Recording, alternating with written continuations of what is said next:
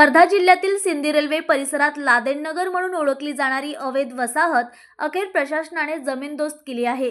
One जमिनीवर अनधिकृतपणे उभारण्यात आलेल्या सुमारे 400 ते 500 झोपड्यांवर 26 फेब्रुवारी रोजी संयुक्त कारवाई करण्यात आली। वन विभाग आणि महसूल विभागाने मोठ्या पोलीस बंदोबस्तात ही मोहीम राबवली। तब्बल 400 हून अधिक अधिकारी कर्मचारी या कारवाईत सहभागी होते। स्थानिक नागरिकांकडून वाढत्या असुरक्षिततेबाबत आणि उपद्रवांबाबत सातत्याने तक्रारी येत होत्या।